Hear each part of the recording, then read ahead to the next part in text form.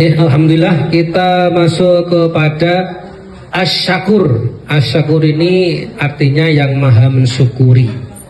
Loh, kenapa kok Allah kok malah mensyukuri? Nah, monggo kita akan coba lihat satu-satu. Monggo, Pak. Next. Nih, arti kata asyakur ini berasal dari kata syakaro, yang artinya adalah pujian atau kebaikan. Kata ini dekat dengan kata syukron atau syukur, yang berarti menampakkan nikmat. Dan ini biasanya disandingkan atau diseberangkan dengan kufur, yaitu yang dinamakan dengan menutupi nikmat. Jadi kafaro, kufur itu menutup. Jadi kalau ada yang bilang orang kafir itu berarti dia tertutupi oleh sesuatu. Next. Ya, bentuk syukur itu Allah sangat loyal, sangat berbaik hati, sehingga ketika Allah melihat atau menghadapi ada makhluknya, umatnya Nabi Muhammad ini yang berbuat kebaikan satu saja, maka Allah itu bisa melipat gandakan dengan 10 kali lipatnya, 700 kali lipatnya, bahkan lebih dari itu. Kita ingat di dalam hadis yang terkait dengan puasa, itu ada suatu lafal bahwa Allah itu akan memberi balasan terserah dia, terserah Allah. Jadi karena saking besarnya pahala pada bulan Ramadan itu, sehingga Allah tidak lagi menghitung 10 kali lipatnya, terserah beliau mau ngasih berapapun. Dijor, memang terserah dikasih berapa sama Allah. Makanya kita nanti pas puasa nanti monggo berbuat baiklah sebisa kita, apapun itu. Ketika tidak bisa bersedekah, kita bisa senyum sama orang, kita bisa menghindarkan atau meminggirkan batu jalan, kita bisa membantu orang untuk nyebrang jalan, kita bisa tilik orang yang sakit. Itu silakan dilakukan sebisanya. Karena apa? Pahala nanti pada bulan puasa itu dilipat gandakan tanpa kita tahu berapapun, karena Allah yang menjawabnya. Anak ajzibi, aku yang akan membalasnya. Jadi bayangkan Allah itu senang sama makhluknya ketika itu malah di bulan puasa. Jadi monggo nanti kalau kita diberi Allah sampai bisa puasa, kita berbaik hati untuk bisa menyenangkan Allah dengan cara apa? Berbuat baik pada sesama kita. Ngoten. Tapi jangan cuma di bulan puasa tok. Ya ampun, mungkin malah kita nggak tahu apa-apa. Karena nanti akan ada yang dinamai Allah memberikan kita tuh 10 kali dan sebagainya, karena itulah di luar dari bulan puasa. Apa? Nah, itu berarti bukan Allah itu mewajibkan dirinya untuk memberikan, itu bukan, tapi itu adalah wujud dari kemurahan Allah untuk para umatnya. Next. Nah, ada beberapa hal, 5 hal mungkin yang kita bisa ambil dari kata asyakur ini. Setidaknya dalam perspektif manusia, dalam pandangan manusia ada 5. Pertama adalah syukur itu adalah pengakuan dalam hati, niat. Itu harus ada dalam hati. Artinya apa? Syukur itu dimulai dari hati. Saya pengen syukur. Ini adalah datang dari kenikmatan yang Allah beri dan saya akan bersyukur. Niatnya akan bersyukur. Yang kedua, lisan. Setelah kita dari hati, kemudian kita wujudkan dengan kata-kata alhamdulillah. Alhamdulillah. Itu artinya kita menampakkan rasa syukur itu lewat lisan kita dengan cara berucap alhamdulillah. Itu kalau sama Allah. Tetapi sama manusia jangan lupa juga makasih ya.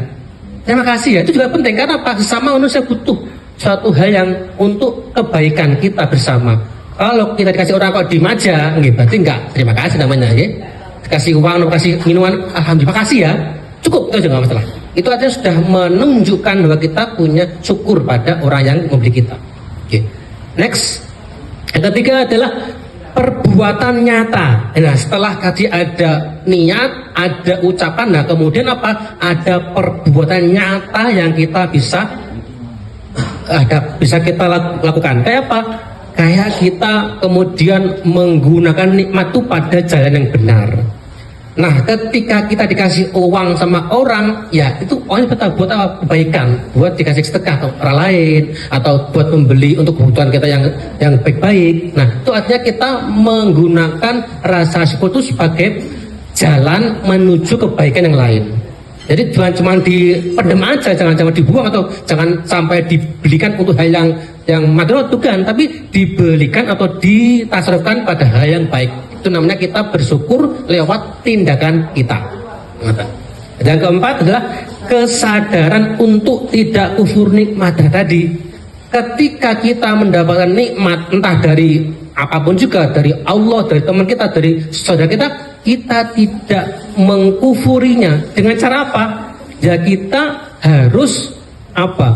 Menggunakan itu untuk kebaikan yang lain. Jangan kita mengingkari. Kalau yang kufur itu adalah meningkari, dan kita ingat bahwasanya Allah la in syakartum la azidannakum wa la in kafartum inna azabi lasyadid.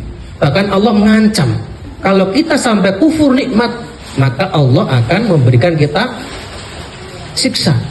Padahal kita bisa milih, mau milih yang dapat siksa atau milih kebaikan. Simpel aja, karena Allah ketika kita bersyukur maka Allah akan menambah. La in syakartum la azidanna. La azidanna artinya menambahkan. Aku Allah akan yakin menambahkan. La azidanna itu artinya Allah memberikan dia penguatan, sungguh akan memberikan menambahkan. Jadi kita milih mana? Milih kita kufur atau milih kita mensyukurinya? Pilih yang enak kan? Yang milih yang syukur lah, mestinya kan kita bisa milih yang syukur itu yang lebih baik kita terima, karena Allah sudah menjelaskan dalam Al-Quran tadi. Dan terakhir adalah melatih syukur dalam kesulitan. Nah, ini juga agak sulit, tapi kita juga ingat dalam falsafah Jawa, alhamdulillah kok cuma semene, alhamdulillah aku tiba gak loro, alhamdulillah aku tiba ora parah, alhamdulillah aku mau kena ini. Itu adalah falsafah Jawa yang bisa kita tiru. Kalau kita melihat, oh ada wong sing apa kok tiba kok parah yo, aku tiba kok loro yo, itu artinya kita alhamdulillah sudah bisa menikmati walau dalam kesulitan, dalam musibah.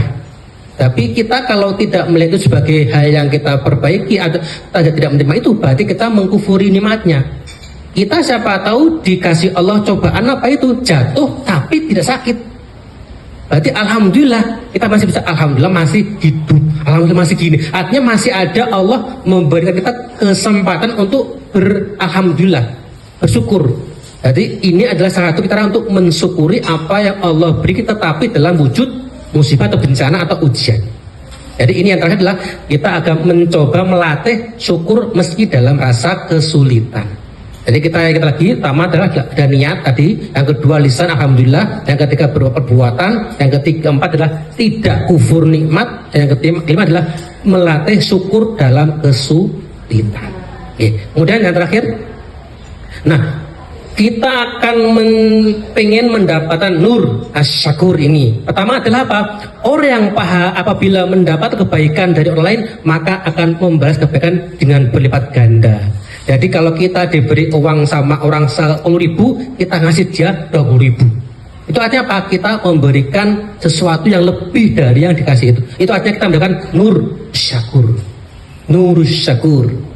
Jadi itu yang satunya. Yang kedua adalah suka menghargai dan memuji orang lain. Wih gantengi, wih cakep, wih pintere. Itu adalah hal yang kita bisa membuat kita mendapatkan nur asyakur.